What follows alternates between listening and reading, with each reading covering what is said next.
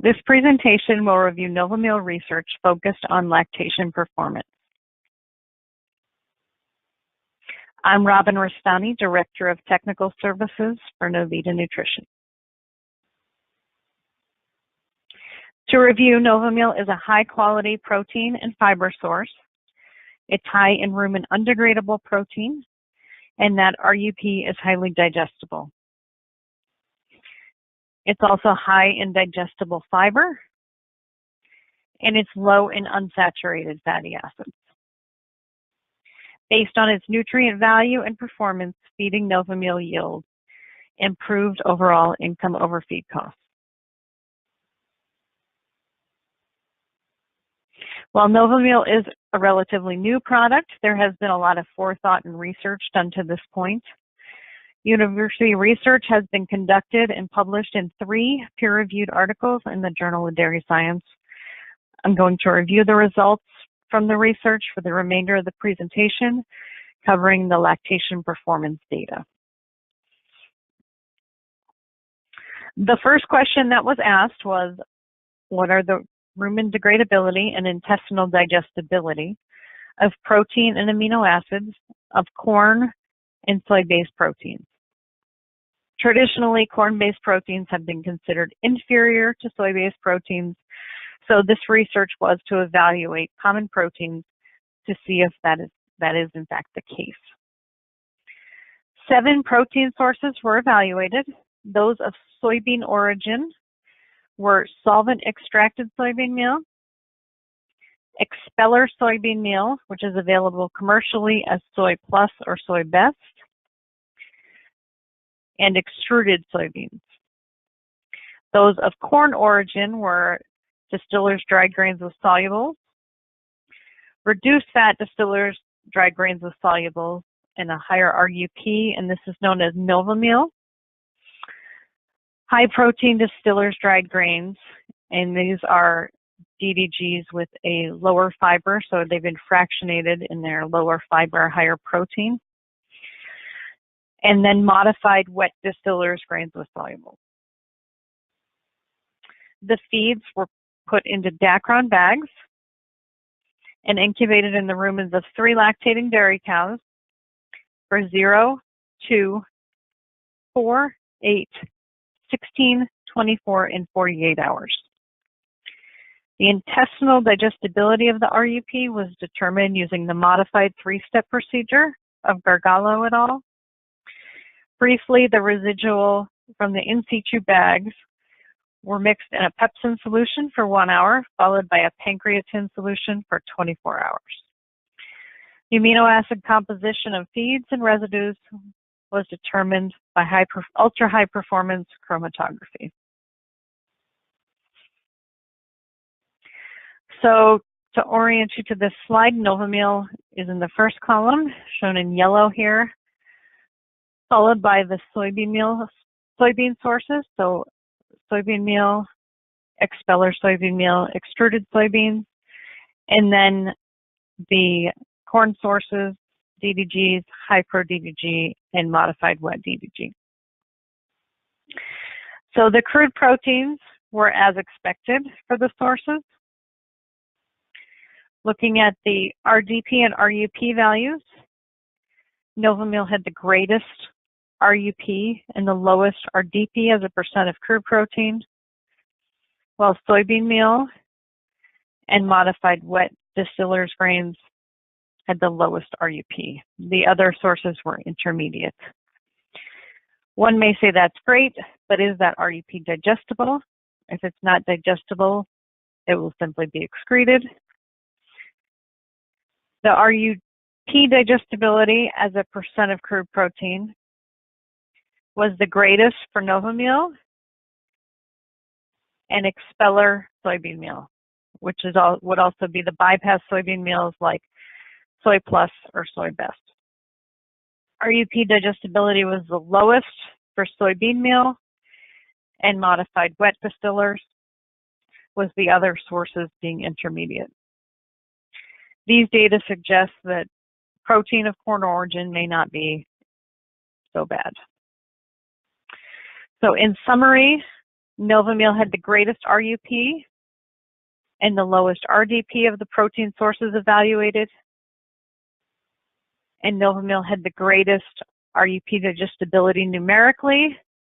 It was greater than soybean meal in DDG, but similar to expeller soybean meal, which would be comparable to Soy Plus or Soy Best. So another question that was asked was, what are the effects of feeding corn versus soy-based protein on lactation performance? And this research was conducted at South Dakota State University. There were 3 treatments. The control group was fed a diet with soybean meal and expeller soybean meal as the protein sources. And then there were 2 corn-based protein diets. The DDG group was fed a diet with 22% inclusion of DDGs on a dry matter basis, which is approximately 12 pounds per cow per day. And the NovaMeal group was fed a diet with 20% inclusion of NovaMeal, which is approximately 11 pounds per cow per day on a dry matter basis. Briefly, the diets contained a forage to concentrate ratio of 50-50, similar protein, energy, and fiber. Early lactation cows were used in this experiment. Their days in milk averaged about 20 at the beginning of the experiment, and there were 12 cows per treatment. The study had a 2-week adjustment period followed by a 12-week experimental period. So here is the ingredient composition from the paper. The portion of the diet that changed based on the treatment is highlighted, and again, the control treatment was fed soy-based protein, while the DDG and the NovaMeal treatments were fed corn-based protein. Here's the chemical composition. Crude protein was similar. RUP increased slightly with the corn-based protein treatments. And the duodenal supply of lysine and methionine did not reach the ideal breakpoints given in NRC. Here are the production data. The comparison looking at soy-based protein, or the control, versus corn-based protein, which would be NovaMeal and DDG, showed that there was similar dry matter intake, similar milk yield, similar milk fat percent in yield. However, there was a greater milk protein percent in yield for the corn-based protein and a lower milk urea nitrogen for the corn-based protein, which is an indicator of nitrogen efficiency. So all in all, corn protein sources had similar or improved performance versus soy protein, so that corn-based protein may not be so bad after all. To summarize these results, corn protein sources had similar milk and milk fat yields relative to soy protein sources, and corn protein sources had greater milk protein percent and yield relative to those soy protein sources. So the next question that was asked was, what are the effects of feeding increasing amounts of NovaMeal on lactation performance? And again, this research was conducted at South Dakota State University by the same group of researchers. There were 4 treatments. Essentially, this is a dose response with NovaMeal fed at 0%, 10%, 20%, and 30% of the diet dry matter. The control group is fed a diet with soybean meal and expeller soybean meal as the protein sources, and NovaMeal replaced those soybean sources as it was included. The diet contained a forage to concentrate ratio of a 50-50 with similar protein, energy, and fiber. Mid-lactation cows of varying parities were used, and the study had a 2-week adjustment period followed by a 6-week experimental period. Here is the ingredient composition from the paper. The portion of the diet that primarily changed based on treatment is highlighted. As designed, NovaMeal inclusion increased.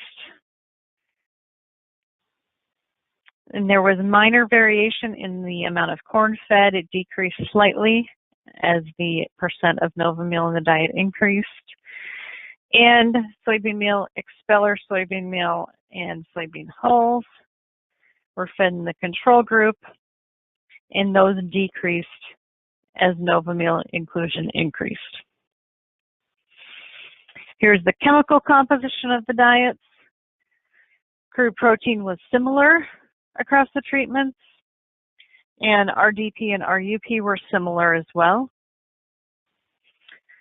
As in the last paper, the duodenal supply of lysine and methionine did not reach the ideal breakpoints given in the NRC. Here are the production data. There was similar dry matter intake and similar milk yield. There was an increase in milk fat percent in milk fat yield as NovaMeal inclusion increased. There was a quadratic effect on milk protein percent, which increases to 20% NovaMeal inclusion and then decreases with the 30% inclusion. And there was a tendency for a quadratic effect on milk protein yield following the same line as the milk protein percent. There was a decrease in milk urea nitrogen with increasing NovaMeal inclusion, indicating improved nitrogen efficiency.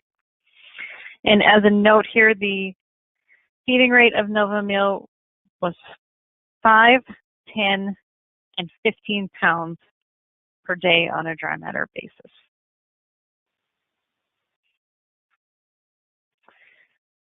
So in summary, with increasing inclusion of NovaMeal, there's a linear increase in milk fat percentage and yield, and a reduction in MUN indicating improved nitrogen efficiency. There was also a tendency for improved milk protein percentage and yield up to that 20% inclusion in NovaMeal, and then that increase, there was a slight decrease of that 30% inclusion of NovaMeal. So NovaMeal has been utilized in diets to reduce or replace higher priced proteins. Those proteins have been soybean meal, canola meal, bypass soybean meal, and even blood meal if the quality of the blood meal is uncertain. Diets are reformulated for similar nutrient composition as was done previously, and milk production and milk component production is typically similar in these cases. However, there is a cost savings to the producer due to a reduction in the feed cost. In some cases, NovaMeal has also been fed to reduce the unsaturated fat levels or RUFLs in the diet. In these cases, milk yield is maintained, and milk fat yield is either maintained or increased depending on the situation and what else may be impacting milk fat depression.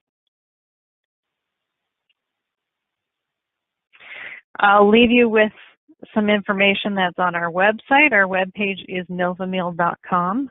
On that website, we have high-level summaries of the research that I shared today. And on each of those PDFs of the research brief, you can click on the citation, which is directly under the title. And if you're hooked up to the internet, you'll be directed to the complete Journal of Dairy Science article. You can also get a copy of the nutrient specifications on the website. And I encourage you to sign up for our e-newsletter to receive updates on the product. And with that, I thank you for your time.